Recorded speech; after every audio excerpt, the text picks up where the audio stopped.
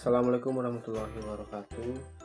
Pada yang terhormat Ibu Mustaniroh selaku pengampu mata kuliah makro dan teman-temanku yang saya cintai dan banggakan, puji syukur kehadirat Allah SWT yang telah melimpahkan rahmat taufik dan hidayahnya sehingga pada kesempatan yang berbahagia ini kita dapat berkumpul dengan keadaan sehat walafiat.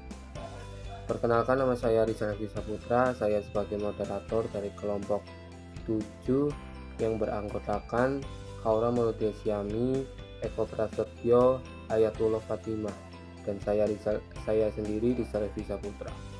Kami akan mempresentasikan makalah yang berjudul Analisis Uang dalam Perekonomian. Materi yang pertama akan dibawakan oleh Mbak Aya. Kepadanya dipersilakan. Saya Ayatullah Fatimah NIM 2017-2011-27 akan mempresentasikan hasil diskusi kami dari kelompok 7, yaitu konsep dasar uang dan uang dalam Islam, kemudian ada fungsi dan peranan uang dalam perekonomian. Yang pertama, konsep dasar uang dan uang dalam Islam. Uang dalam ilmu ekonomi tradisional dapat didefinisikan sebagai alat ukur yang dapat diterima secara umum. Alat tukar itu berupa benda apa saja yang dapat diterima oleh setiap orang di masyarakat dalam proses pertukaran barang dan jasa. Menurut Sukirno, bahwa uang merupakan benda-benda yang disetujui oleh masyarakat sebagai alat perantara untuk mengadakan tukar-menukar atau perdagangan. Sedangkan dalam ekonomi Islam, uang dapat didefinisikan sebagai fasilitator atau mediasi pertukaran, bukan sebagai komoditas yang dapat dipertukarkan dan disimpan sebagai aset kekayaan individu. Selanjutnya, fungsi dan peranan uang dalam perekonomian. Ada 4 fungsi uang yang dapat membedakan uang dari aset-aset lainnya dalam ekonomi.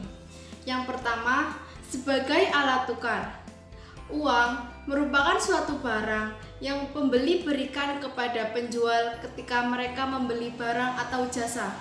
Sebagai contoh, ketika kita membeli baju di suatu toko, pembeli akan memberikan pakaiannya kepada kita dan kita akan memberikan uang kepada toko tersebut. Yang kedua, sebagai satuan hitung. Uang merupakan ukuran yang digunakan oleh orang-orang untuk menetapkan harga dan mencatat keuntungan. Contohnya, ketika kita pergi berbelanja, kita dapat mengamati bahwa sebuah kaos dengan harga $30 dan burger seharga $3, walaupun dapat berarti bahwa harga sebuah kaos sama dengan harga 10 burger. Oleh sebab itu, ketika kita ingin mengukur dan mencatat nilai ekonomi, kita menggunakan uang sebagai satuan hitung. Yang ketiga, penyimpan nilai. Uang berarti sebagai barang yang dapat digunakan oleh orang-orang untuk memindahkan kekuatan membeli dari masa sekarang ke masa yang akan datang. Contohnya, ketika seorang penjual menerima uang saat ini sebagai pengganti dari barang atau jasa yang dijualnya, lalu si penjual dapat menyimpan uang tersebut dan menjadi pembeli barang atau jasa lainnya di masa yang akan datang. Kemudian yang terakhir, uang sebagai alat bayaran tertunda. Nilai uang dikatakan stabil apabila sejumlah uang yang dibelanjakan akan tetap memperoleh barang-barang yang sama banyak dan sama mutunya dari waktu ke waktu. Ada kemungkinan orang lebih suka menerima pembayaran yang tertunda dalam bentuk barang untuk menghindari tukar-menukar dengan pembayaran yang ditunda. Keadaan seperti ini selalu terjadi pada waktu harga-harga barang mengalami kenaikan yang cepat dari waktu ke waktu. Peran yang terakhir yaitu uang sebagai alat bayaran tertunda. Nilai uang dikatakan stabil apabila sejumlah uang yang dibelanjakan akan tetap memperoleh barang-barang yang sama dan mutu yang sama dari waktu ke waktu. Ada kemungkinan orang lebih suka menerima pembayaran yang tertunda dalam bentuk barang-barang atau menghindari tukar-menukar dengan pembayaran yang ditunda. Keadaan seperti ini selalu terjadi pada waktu harga-harga barang mengalami kenaikan yang cepat dari waktu ke waktu. Mungkin itu yang dapat saya sampaikan. Waktu dan tempat saya kembalikan ke moderator.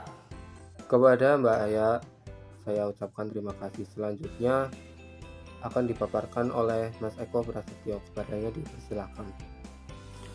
Baik, untuk selanjutnya itu adalah teori kuantitas uang. Teori kuantitas uang merupakan teori yang menegaskan bahwa kuantitas uang yang tersedia dalam perekonomian akan menentukan nilai dari uang. Dan pertumbuhan kuantitas uang merupakan penyebab utama tingkat inflasi. Sebagaimana yang dijelaskan oleh tokoh ekonom Milton Friedman, yaitu inflasi adalah kesenantiasaan dan berada dimanapun sebagai fenomena moneter. Teori ini dirumuskan oleh Irving Fisher yang menyatakan bahwa ada keseimbangan antara sektor moneter dengan sektor real. Dirumuskan dengan identitas sebagai berikut. M dikali V sama dengan P dikali Y, yang dimana M itu adalah jumlah uang beredar, V adalah percepatan peredaran uang, P tingkat harga, dan Y tingkat output. Untuk yang selanjutnya yaitu ada teori permintaan uang.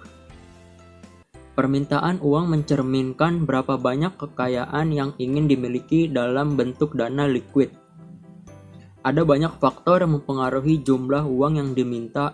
Salah satunya jumlah mata uang yang dipegang oleh masyarakat dalam dompet mereka.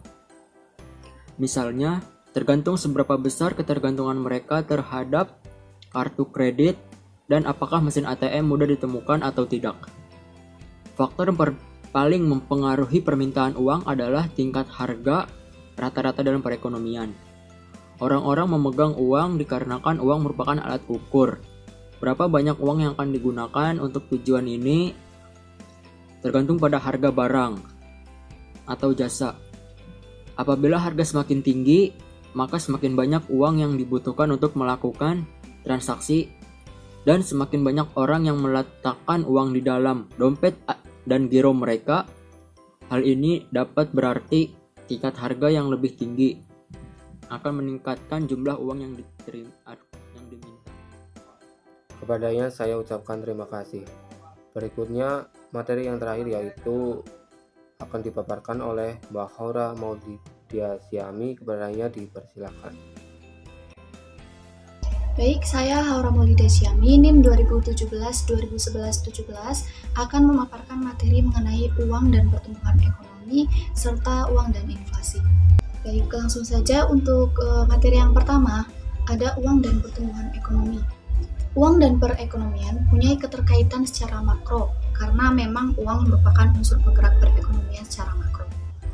Hal ini bisa dijelaskan melalui teori kuantitas uang, yaitu jika uang yang dipegang masyarakat merupakan uang dengan nilai nominal kecil, maka akibatnya kecepatan peredaran uang jadi semakin besar, dan sebaliknya jika masyarakat memegang uang dalam jumlah nominal yang besar, maka implikasinya kecepatan peredaran uang menjadi semakin rendah. Nah, jika kita asumsikan bahwa kecepatan peredaran uang adalah tetap, maka persamaan di atas bisa dirumuskan menjadi MXV sama dengan PXY. Persamaan ini kita misalkan menjadi persamaan 10.7 ya.